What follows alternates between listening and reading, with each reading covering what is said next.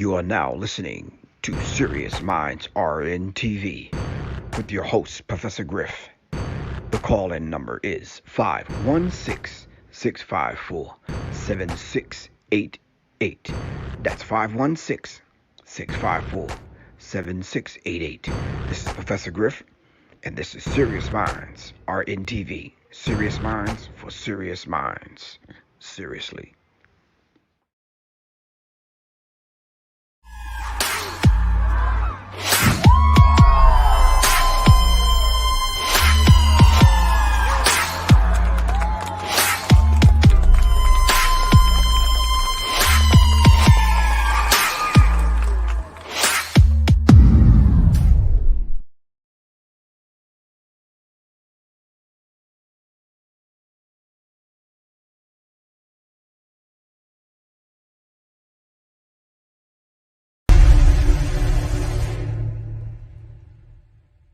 The Serious Minds Brain Tonic was created to sharpen the mind by protecting cells and increasing neurotransmitters associated with learning and memory.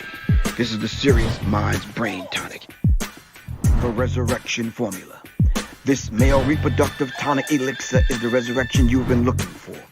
It is a stimulating sexual tonic with mild androgen-like effects that is nourishing to the reproductive system. You can order them at www.professorgriff.me and www.seriousmindsinstitute.com. Just call 678-557-2919. Your health is your wealth. Peace.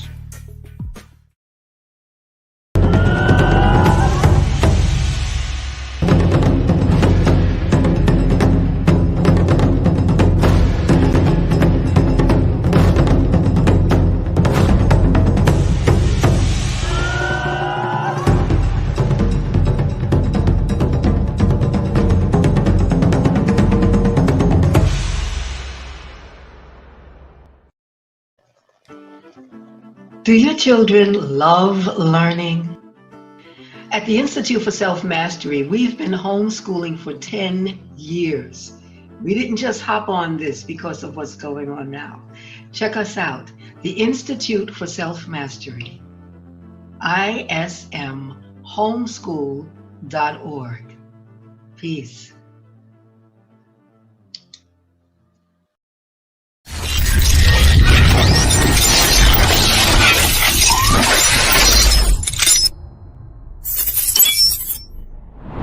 Five, four, three, two, one. In today's climate, being safe is priority number one. With crime on the rise, we're all left with this magical question: how can I be safe and protect my family? Well, Professor Griff is offering a course that's similar to laser tag, but it's for adults. This safe and firearm-free course will train you in real-life scenarios so that you can avoid being a victim. This course is growing in popularity as a date night out. Add fun and excitement back into your love life, and the reviews are incredible. For more information, call this number below.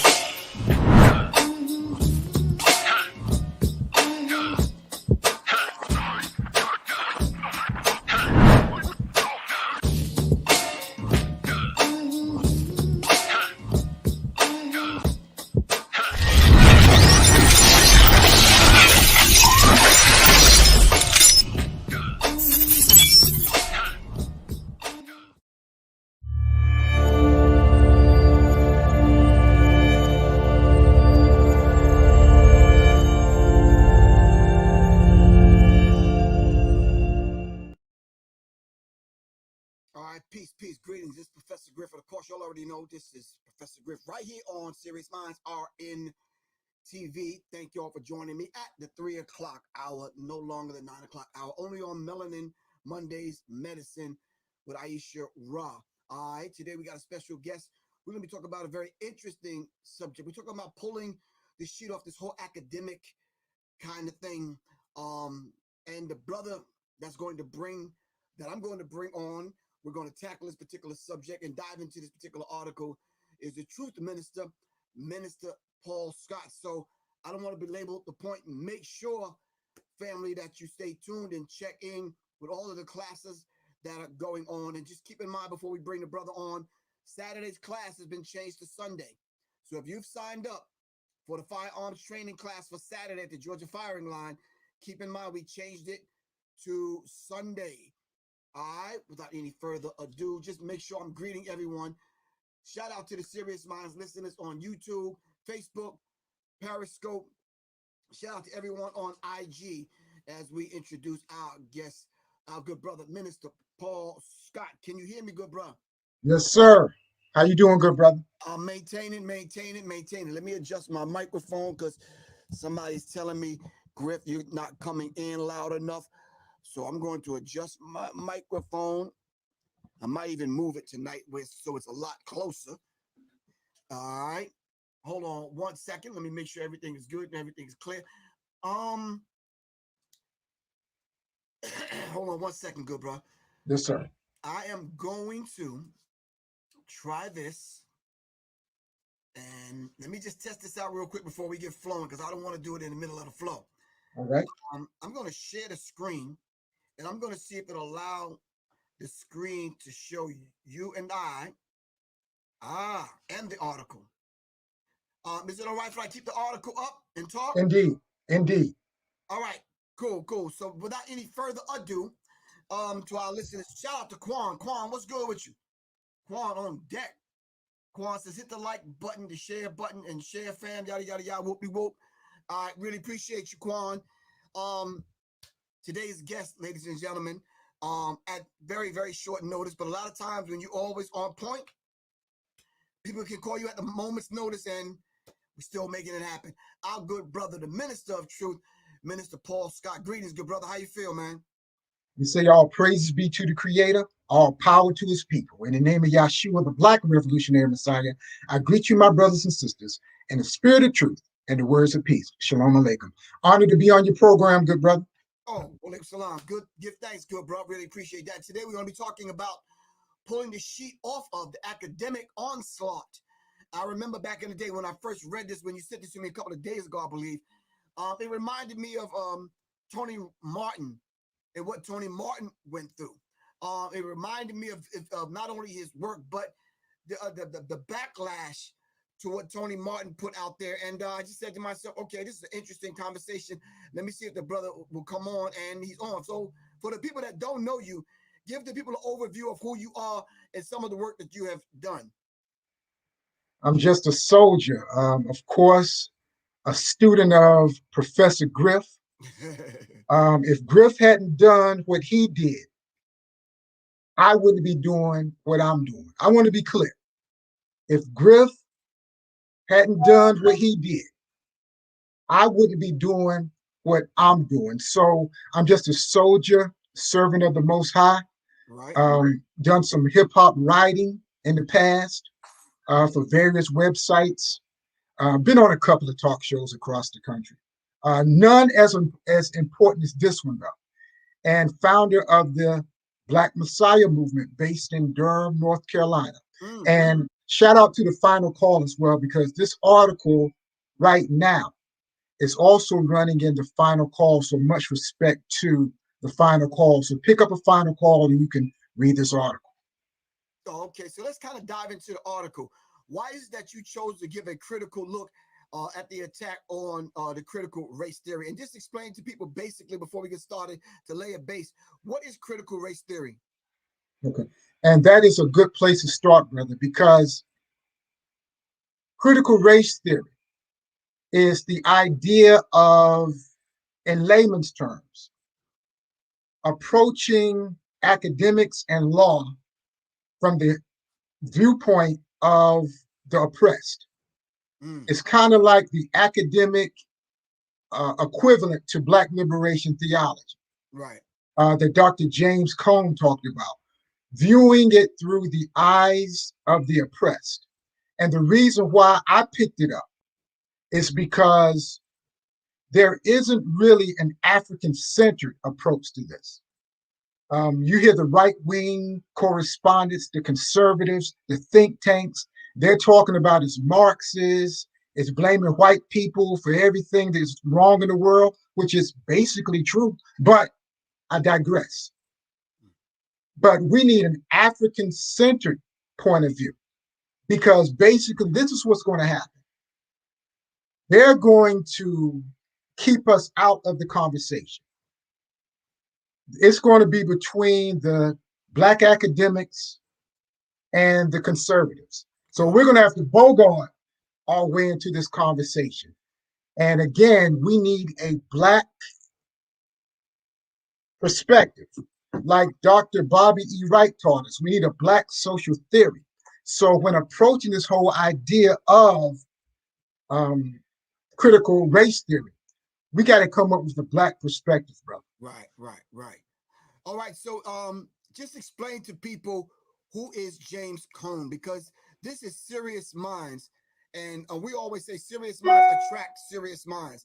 But a lot of times people are coming on here to seek knowledge. A lot of times people are just not there and they just don't know.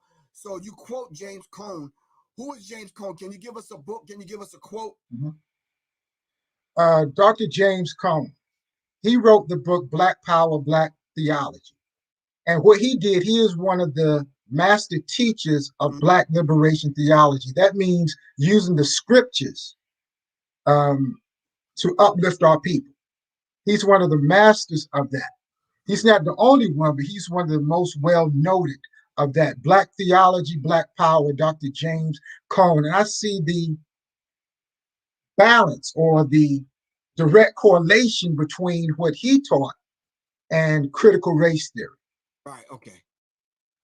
So now, how is it that you are picking up aspects of not only his work but other people's work to incorporate it in what you're doing in reference to Black theology and interweaving it and morphing it into and with Black power? So Black theology and Black power.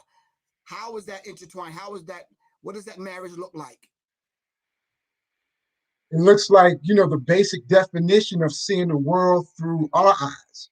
For those, I know you have the smartest viewers on the planet, but so excuse me for going back elementary, but for those who aren't familiar with Black liberation theology, that is what Marcus Garvey, the Honorable Marcus Garvey practiced, the Most Honorable Elijah Muhammad practiced, Dr. Khalid Muhammad practiced, Dr.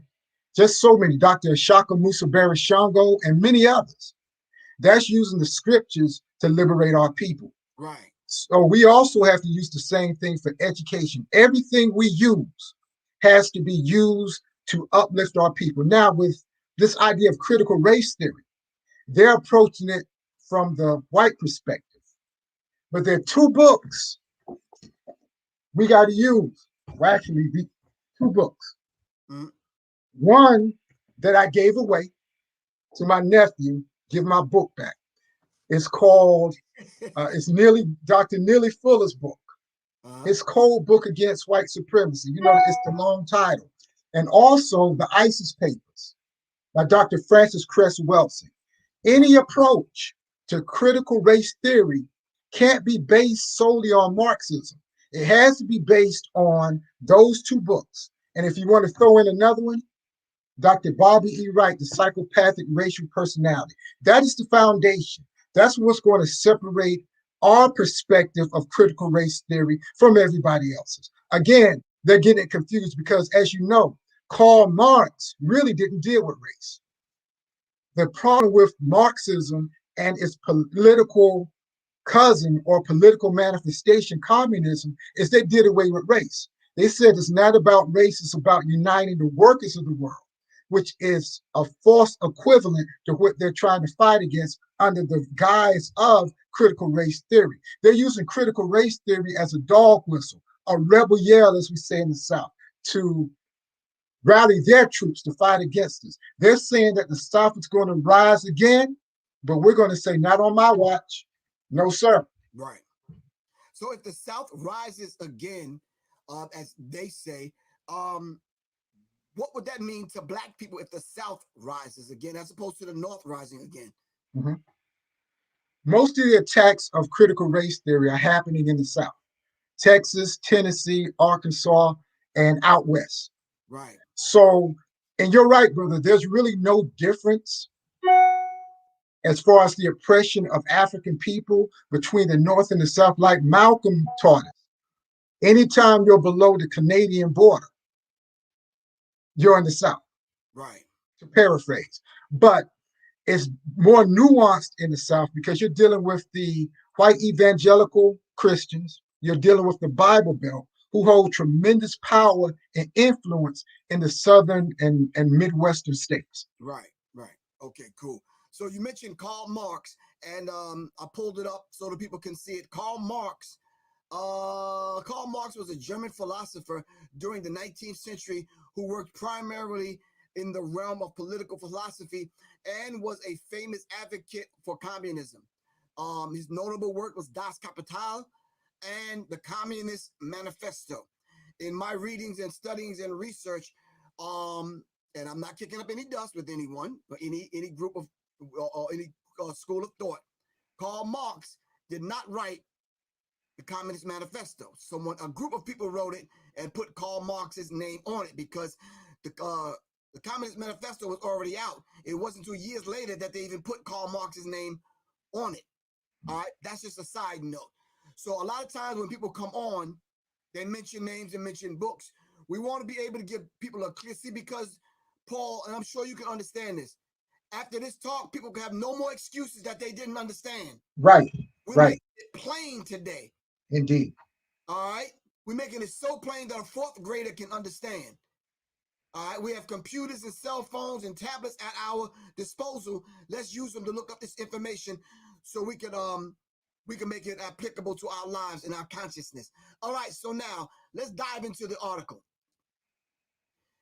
It says there are, in essence, captives of particular ignorance, the ignorance of not knowing that they do not know. What is that they do not know? Yet speak as if they know what it's all about and what they need to know. It profounds, it baffles my brain. The people that don't know always talk like they know. Right. Then again, they really don't know. Because if you pull back one layer and ask them some questions, they get offended and want to attack you. Mm-hmm. So clarifying some things. So Dr. Molefe Asante, the Afrocentric idea, all right, who gave us that particular quote. So what prompted you to write this? And let's give us an idea of what's this article about. Yeah, this article is an African-centered approach to critical race theory. Right. I didn't see a lot of African-centered work dealing with that, so I made the correlation between the attack on Black history specifically and critical race theory, because critical race theory is a broad term. It's a dog whistle. It could apply for anything that goes against the white Christian evangelical movement or Anglo-Saxon ideology could be lumped under critical race theory. There's some things under critical race theory as African people we don't want to be lumped together with. So we have to make it clear. We're talking about African people. Now, the only connection really between Marxism and critical race theory is the idea of dialectical materialism. Everything is an opposition. One of the teachings out of that school is the seeds to the destruction of capitalism it lies within its own contradictions. I'm gonna repeat that one more again. Uh-huh. The seeds of the destruction of capitalism lies within its own contradiction. That is what they're afraid of with critical race theory. Now, I wouldn't say study Karl Marx to get an African-centered view of the definition. I would say Kwame Nkrumah and Kwame Ture. They will give you an African-centered approach to not only the basis of critical race theory and dialectical materialism, but also with socialism in general. Okay. All right. So,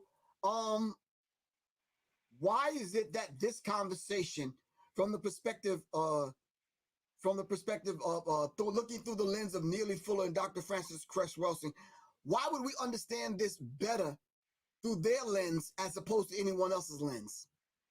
because starting with Neely Fuller, Brother Neely Fuller, Uh-huh. he gave us the ultimate definition of Black critical race theory. If you don't understand white racism and white supremacy, everything else will only confuse you. That's Neely Fuller. Right. Also, he said that the only form of racism that exists in the known universe is white supremacy. Those two definitions are the key to understand critical race theory from an African-centered point of view. And of course, Dr. Francis Cress Welton gives further examples of how that's manifest in Black culture. Mm. Okay, so can we honestly say then, from the perspective in which we need to understand this thing in order to come out with an outcome that's suitable for Black people, right? Would you say, approaching critical race theory, how deep do we have to go to unlearn to learn? Because there's Black studies programs all across the country, but do they serve the needs of Black people when it comes to critical race theory? Good question, brother. And here's the problem. Here's what we're encountering. The reason why the conservatives and Billy Bob and Jimbo and Kellyanne and them are winning this argument is because their think tanks, the Heritage Foundation, the John Locke Foundation, and the rest of them are directly tied with the grassroots. Their think tanks, their scholars are directly tied to the grassroots. Right. Our scholars, besides you, Griff, and one or two others, Doc, a couple of other people, very few, keep the information to themselves. If you're talking about the Black scholars and the school, colleges and universities, they talk about these issues amongst themselves. It doesn't trickle down to the everyday. It doesn't trickle down to the hood. Our task, brother, as you always teach, we have to make this relevant to the hood. We got to make this relevant to the masses. And that's why they're winning and many times we lose. That's what the purpose of the article, to make it relevant and bring it home, or as Malcolm used to say, to make it plain. Okay. So to get to the root, we must start with the uproar surrounding the establishment of the first Black Studies Department at San Francisco State University in 1968. Let's underline 1968. There's a lot of things that went down in 1968 involving such notable figures as Dr. Nathan Hare. Very important. Julia and Nathan Hare. Why should we, the purpose for this paragraph, what is it? It says, there is to date no other discipline so closely aligned with the social protest, student activism, and violence as students, as opposed to what George Murray set in motion as the former Minister of Defense of the Black Panther Party, Nathan and Julia Hare, and other people that we can mention. Why is it that there's no other discipline so closely aligned with this social protest, especially today? Who would you align with this? Who would you say comes close to this?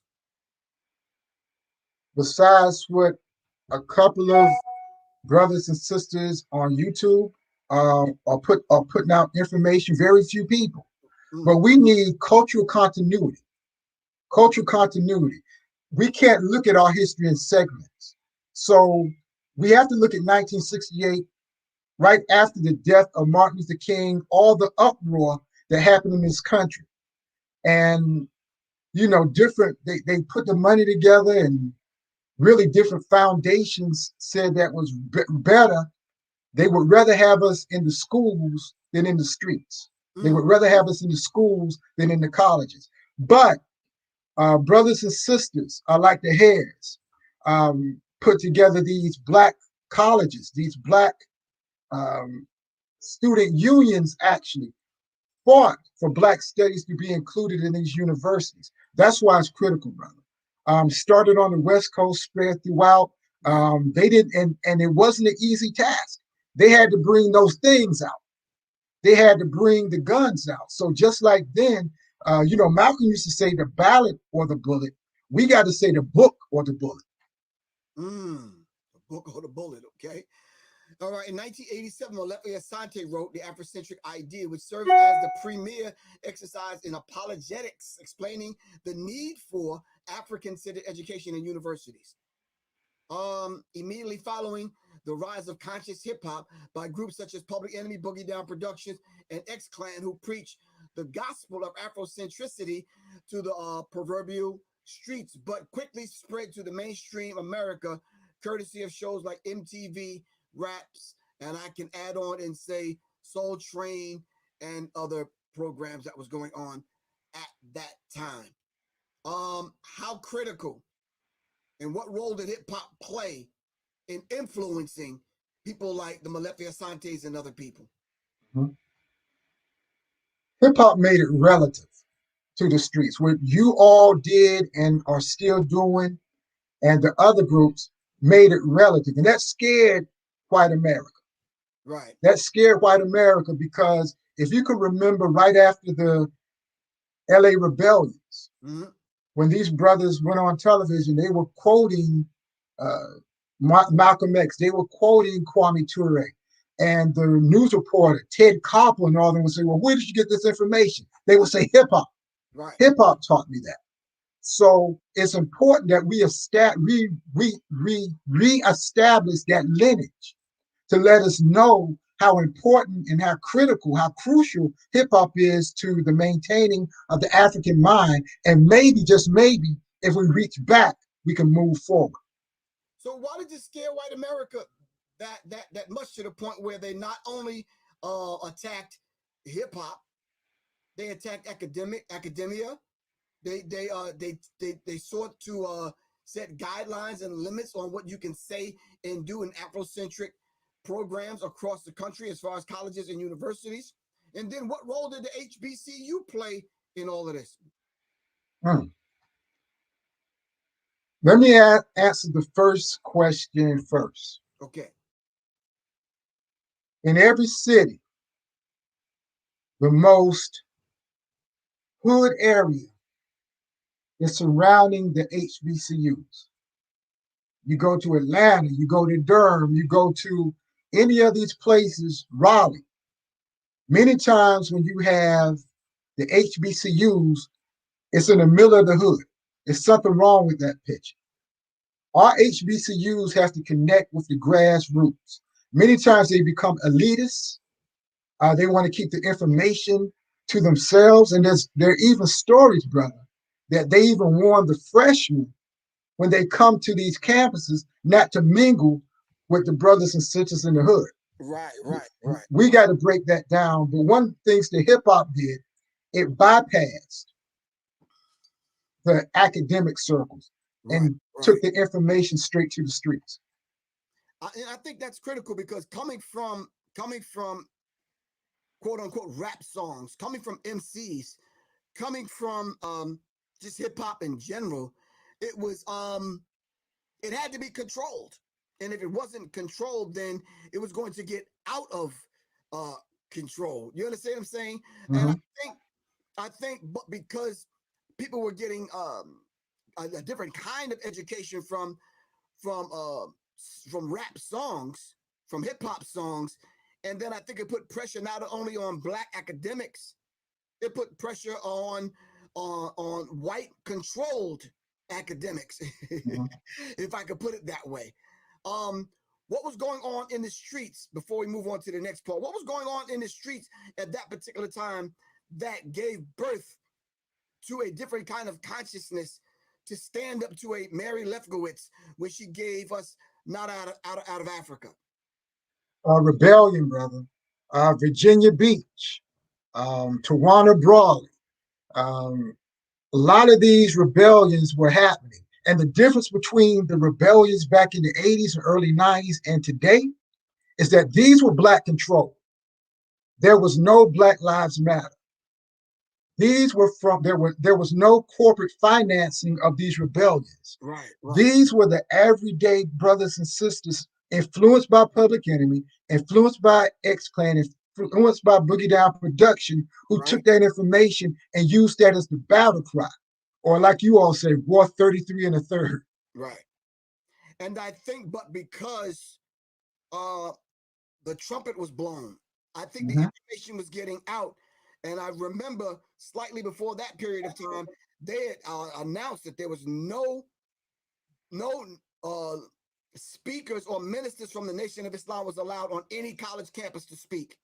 Mhm. During this time, scholars such as Tony Martin, Leonard Jeffries came under intense attack for using books such as the Nation of Islam's Research Department's Secret Relationship Between Blacks and Jews to discuss the Jewish involvement in the transatlantic slave trade, giving a new perspective on the concept of Black and Jewish alliance that had been propagated since 1915.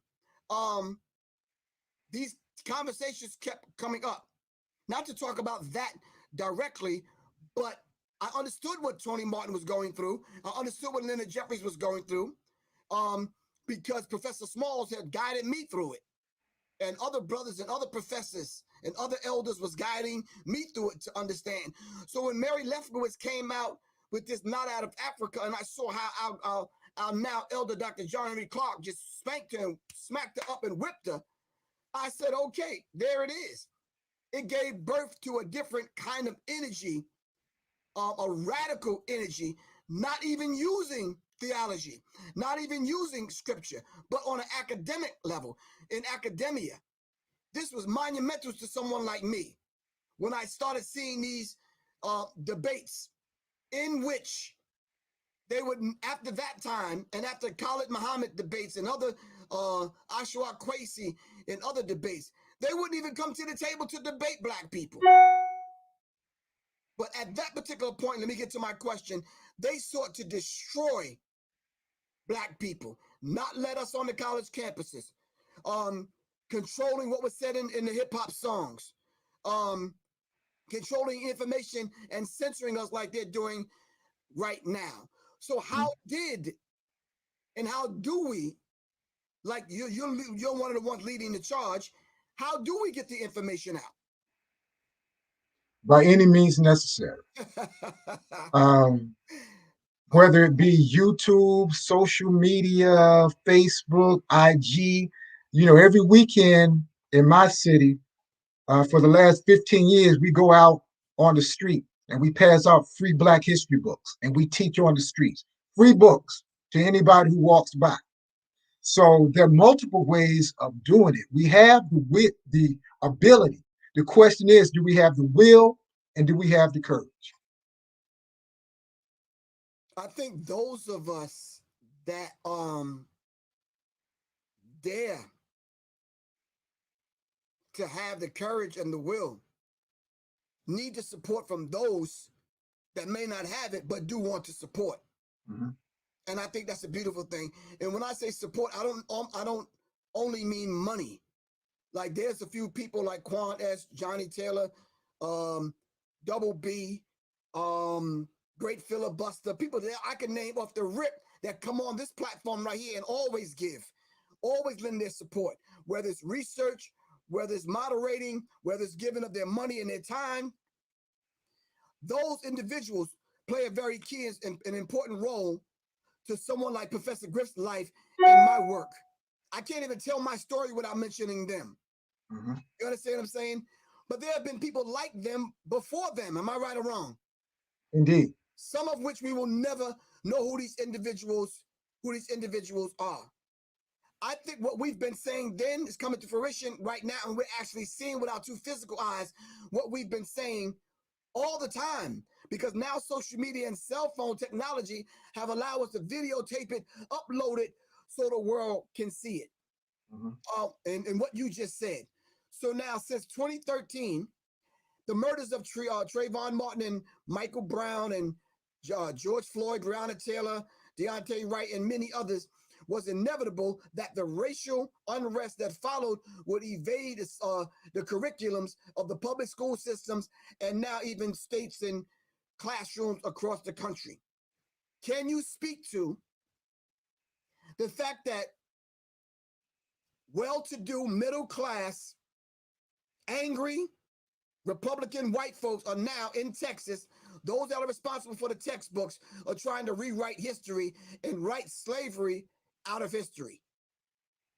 Indeed. Not only are they they're either trying to write it out or justify it. Okay. Either write it out or justify it, or make you think it wasn't so bad. Right. You know, they can't, you know, it's a historical fact. They can't totally wipe it out, but they can make you think that it wasn't so bad. Now, one of the things that I want everybody to, Dr. Asa Hilliard told us to read a book called The Power of Ideas. It's about the Heritage Foundation, The Power of Ideas. Get this book. It's cheap, it's readily available. It talks about how the think tanks actually put out talking points to the masses. See, when they say things like critical race theory, again, that's a dog whistle. That's a dog whistle. The definition has no bearing on how they're using it. So we have to be very clear to study how the think tanks use these talking points. And I say all that to say this. One of their talking points, when they're dealing with history, they only have like 5 talking points. They only have 5 talking points. Now, the Power of Ideas is the one about the Heritage Foundation. It should be Power of Ideas, and it's subtitled The History of the Heritage Foundation. But they only have a few talking points. And one of the talking points they use is, how can you blame us from slavery? How can you blame us for slavery if your own African ancestors enslaved African people? But there's a simple answer to that. In the book, How Europe Underdeveloped Africa, it states that. By whom? Walter Rodney? That Walter Rodney, thank you. All right, I got you. It states that the slavery that existed in Africa was like the feudalism that existed in Europe during that same period. There was not chattel slavery. We're not talking about the Ma'afa.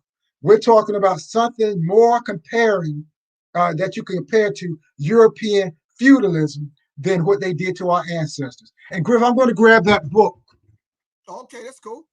While he's grabbing the book, this is Minister Paul Scott. If you're just tuning in, right here on Serious Minds Are in TV. It's The Power of Ideas. Okay. Yeah. And it's by Lee Edwards. Lee Edwards? Yeah. Lee Edwards. This is the book that Dr. Asa Hilliard told us to read.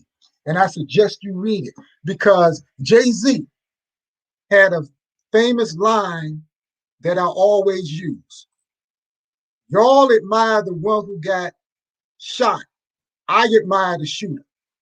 Rewind that. Y'all admire the one who got shot. I admire the shooter. That means that what's been done to African people, take 2 steps back. Don't get caught up in your emotion, but ask yourself, how did they do it? Always take 2. I put the emotion aside. Whatever they've done to us, I put emotions aside and I study how they did it. Because unless we study how they did it, they'll do it again. Right. So even if we study how they did it, do we have the infrastructure, the mindset, the think tanks, the power to come together to say, okay, we know the trick. Now, how do we kind of deal with it? How do we kind of neutralize it?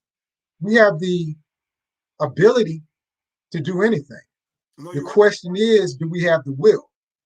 And that has always been the question. Do we have the will to do it? Have we been so broken down by the system that we no longer have the will to fight back? Or are we to the point where we can't independently fight liberals to lead us instead of leading ourselves? Right, right. So at this point, do we, in 2021, a lot of people voted for Donald Trump, and then when they got what Donald Trump came to give them, they were shocked. Why were you shocked when you kind of knew what the man was bringing to the table? And then once Donald Trump revealed what the plan was and who he really is, it left black people in a fix and left us in a ditch to the point where we couldn't dig ourselves out of it. Now, here we are simultaneously trying to dig ourselves out of it, and at the same time trying to deal with the madness that Sloppy Joe and silly Kamala is giving us. You understand what I'm saying? Mm-hmm. How is it that black people can maintain themselves, fight off racist white supremacists, fight off those race soldiers that are dressed in blue or army uniforms, deal with a pandemic, and do all of this at the same time, and not be angry, and not be angry with one another, or not be angry at the government or whatever. At the same time, trying to figure out how do we defend ourselves on an everyday level. How do we do that? I know that's a lot, but No, we have to be grounded, spiritually grounded and culturally grounded. That's why history is so important. Going back to what Dr. Bobby E. Wright taught us, we need a black social theory, a foundation, a strong foundation.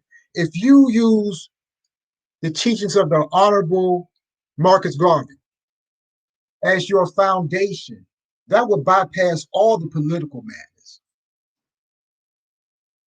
Using Marcus Garvey, read Dr. Tony Martin's book, Race First. That would get, and the philosophy and opinions of Marcus Garvey. These will give you a foundation on which to build. So once you have a strong foundation, whatever your spiritual ideology is, once you have a foundation, you're not so quickly moved by whatever wind blows. I think what Tony Martin gave us in reference to race first, and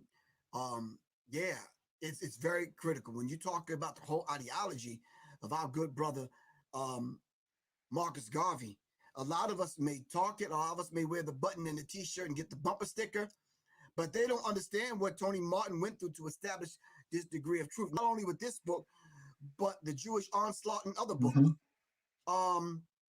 We may wear the Marcus Garvey t-shirt. We may want to do Black August and all this other kind of stuff, but do we really know and truly understand Marcus Garvey? Do we truly understand the thing that he set in motion? Because if we did, we would fill the ranks of the UNIA. We would fill the ranks, or we would fill our heads with what Marcus Garvey gave us via Tony Martin. Back to your article, just to kind of sum it up. Our task must be to create spaces where students are free to learn and educators are free to teach the truth regarding the Black experience. This is the thing that they're trying to set and put in law right now, good brother. I'm not sure if you heard. They're trying to make it against the law for schools to teach slavery, Black history, white privilege, and these kind of things. In North Carolina, just yesterday, the Education Committee in our House of Representatives passed a bill that would do just that. And what's the name of the bill? Do you know? HB, I think it's 234, if I'm not mistaken. HB or HR? Hold on, it's HB. HB, it's local. It's North Carolina. Okay, cool. All right, hold on. The HB 234 bill relative to freedom of speech and association on college campuses. I think that's it. For North Carolina? College campuses, New Hampshire. Let me go back to North Carolina. Pardon me. Legal session, I don't think they're giving it to But us you know what? first by state. Yeah, it is House Bill 234. But let me tell you what they did, Brother Griff. There was a bill that was dealing with charter schools. Nothing to do with critical race theory. They gutted that bill, took the charter school information out, put anti-critical race theory in there and fast-tracked it. So this just happened yesterday. Right. When they have a determined mind, when you have a determined mind, it doesn't take you long to put things together. We're talking about in 24 hours, brother. They created a bill, stuffed it in the coffin of another bill, and are now pushing, as we speak right now, pushing it through the House of Representatives. Okay, but look at the dichotomy here. Look at the list. All right, I'm trying to. Let me put it this way. I didn't learn critical race theory on the college campus. Mm-hmm. Okay, I went to college for 2 weeks. Then I turned around and years later got my degree online. Mm-hmm. And I haven't used it yet. I'm just saying to you, I didn't get that on the college campus. Everything I got in reference to critical race theory happened in my home. Mm-hmm. Happened at the lecture at the youth center. Happened in the ciphers that I went to in New York. Happened with relationships with elders and other brothers and sisters in different organizations. Mm-hmm. So this bill wouldn't even affect me unless I'm invited to the campus to speak, which I'm rarely invited to speak. Well, actually, this bill is dealing with K through 12. Okay. It's really dealing with K through 12. Right. They're dealing with elementary schools. They want to colonize elementary schools. They're trying to create, it is House Bill 234, but you're going to have to Google it. It's in Newsweek, actually, too. Newsweek is carrying it. You're going to have to Google the actual article, because if you look the bill up, it's going to tell you something about charter schools. Okay. That's how they did it real sneaky, brother. They did it, unless they just changed it. Yesterday, when you looked it up, it'll tell you charter school. It mentioned nothing about critical race theory, but they fast-tracked it and replaced that bill with the anti-critical race theory bill. I was amazed how they did that. Again, y'all studied the ones who got shot. I studied the shooter. So we can quote the Jay-Z's of the world, mm-hmm. but is he part of the problem or the solution? Brother, that's a 2-hour show. And we could go there, but I tried to, in my younger years, I used to go hard on hip hop. And I still do to a degree. But Kwame Ture, he gave us a mission. How can we unite all African people? So can the brother be forgiven for the stuff he's done? I don't know. But moving forward and to put in practical applications, what can we do knowing all of that? How can we use that to move us forward? I think those particular individuals have to want to be included. But if your words and your actions work against the legitimate aspirations of the people, we have no use for you. I agree. And I think this is the reason why Professor Griff was birthed and born on and put on this planet, because my mission is to deal with handkerchief-fed, boot-licking, Uncle Tom-ass Negroes. Plain and simple, bro. And you are not going to keep doing these things to our people and think everything is going to be fine. It's not going to be fine, not as long as the Creator give me a breath. It's not going to be fine. There's even lower levels that you can go and take sun people and put them in the land of the snow. How does that work? Andre 3000 gave us that on black ice. Right. So if what Andre 3000 is saying is absolutely correct, then it nullifies the Jay-Z's of the world. It nullifies bootlicking Negroes that want to sell their people out. We have no use for these people at all. At all. Listen, Marcus Garvey said, and I quote, "There's some people that we can't deal with them and accept them not here or on the African continent. There's some black people we ain't got no use for." And I just say, humbly say, give them to Professor Griff. If we can't reform them, all right, if they're not willing to be reformed, then away with them. Plain and simple. And I know I'm speaking very brash and very upfront today, because I'm not going to mince words with these people. All right? Plain and simple.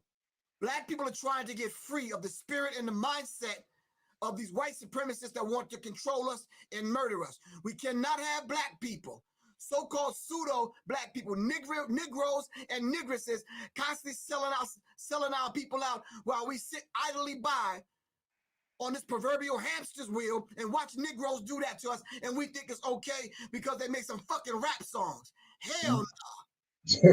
Not gonna happen on Professor Griff's watch. And I'm serving notice to these Negroes. Plain and simple.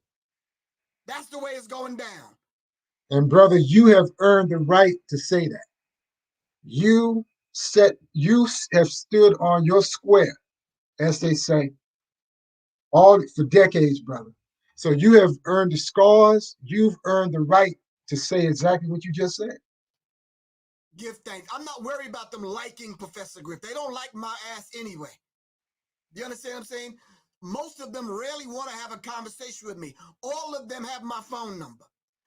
When you speak up and you speak out and speak for your people, I'm not coming by myself. I got an army of people behind me saying, listen, fuck with Griff, you got to fuck with us all. Touch one, you touch all.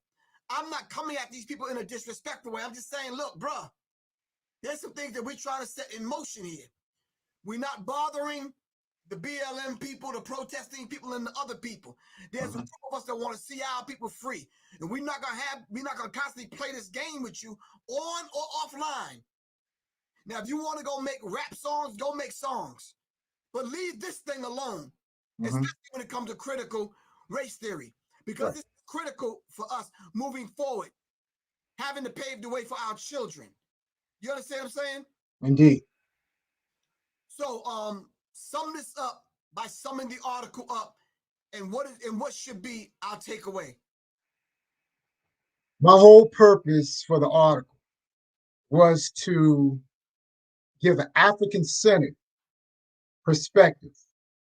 And like you said, write it one time, discuss it one time, you don't have to do it anymore. To make it plain, this is what critical race theory is.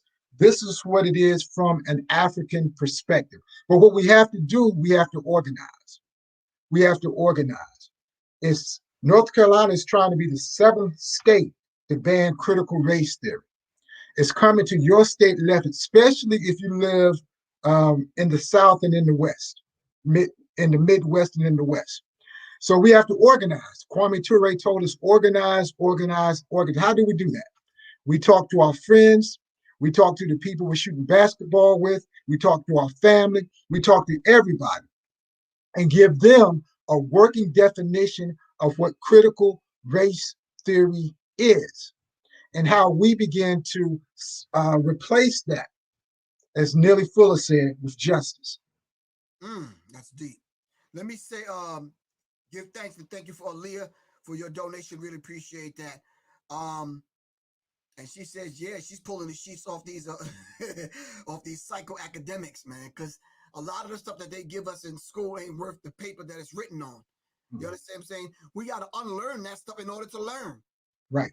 I put together an entire alternative Black studies course that people can take online and to counteract and to checkmate all of that madness that we're supposed to be getting in school. So let the people know how to contact you. Let the people know where to see your articles. Just let the people know. Okay. Again, brother, I appreciate you, brother. You know what a great brother you have been in my development. Appreciate you, brother. This particular article is in the final call this week. Again, shout out to the NOI. Thank you. I'm sorry, brother. Have a copy of it so you can hold it up so people can see it. Did you get a copy yet? Not yet. I used to get mine on, the following weekends off the street. Oh, okay, cool. But it's and actually on the digital version, I think they have a picture of Public Enemy with the article. Okay. Yeah. So it's in the final call. My social media is Black Messiah Movement. Everything is Black Messiah Movement. YouTube, Facebook. Oh, also, we just started the African American Truth Commission. African American Truth Commission, and you can go to AfricanAmericanTruthCommission.com. But everything else is all social media is Black Messiah Movement, except for Twitter. That's at Truth Minister, and that's Minister with an A. I got that. I stole that from Griff. But as always, brother, I appreciate this, and we leave you with the Black Messiah motto: stop waiting for a savior and be one. Anybody ask me, what are we going to do? What we supposed to do? I says, we waiting on you. This whole savior complex. Yeah. It's critical, man. Love you to life, good brother, and respect. As always, you know that. It's been an honor, good brother. I appreciate you. Give me the heads up when your next article comes out, and you can come back on and we'll discuss it. We'll make it happen. We'll do. Our mission is to raise the conscious level of our people by any, every, and all means necessary, good bro. Yes, sir. All right, really appreciate you. Appreciate you, man. Right, peace. Peace. Ladies and gentlemen, brothers and sisters, that was our good brother, the truth, the Minister of Truth, Minister Paul Scott. Go check out his article inside of the Final Call newspaper that should be out on the streets as we speak right now. Y'all already know this is Professor Griff for Serious Minds, and it's been a hell of a 60 minutes. Thank y'all very much for the comments. Really appreciate everyone. Quan, thank you very much for making this happen. Hold on. Ya'ila Allah Amin Ra Whirlwind, thank you very much for your donation, and thank you for recognizing the service. And we need to get people to understand. These are my last words, Quan. The people don't serve me. I serve the people. All right. If you find anyone that's doing this work and you got to serve them, they're not doing this work, family. Plain and simple. Shout out to Tracy Ismail Allah. Really appreciate you. Shout out and thank everyone for their donations. Really appreciate that. The Cash App is $ Professor Grip if you want to donate. Or if you have anyone that you think I should interview on this show, by all means, hit me up, 678-557-2919. I love you all to life, fam. This is Professor Griff, and I am signing out, man. Peace.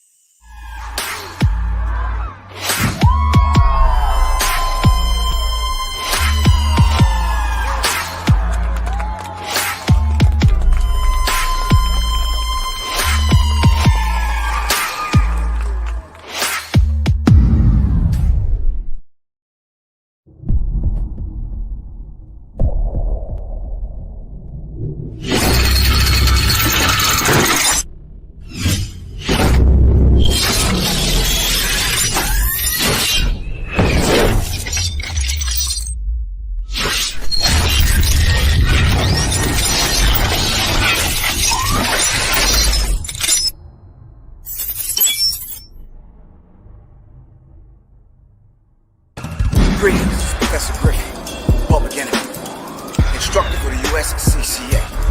Today, we're going to talk about safety, training, education, and legal protection.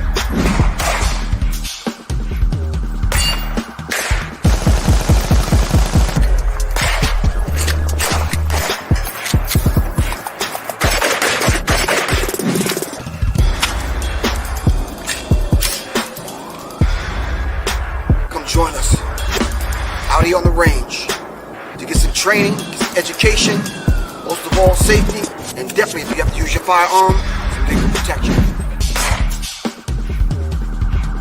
Threat.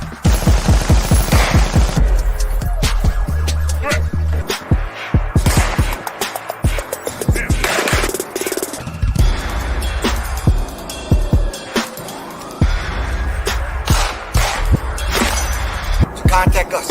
Simply go to www.professorgriff.me or www.seriousmindsinstitute.com for safety, training, education, and legal protection. All right? Professor Griff, Public Enemy, and I'll see y'all in class.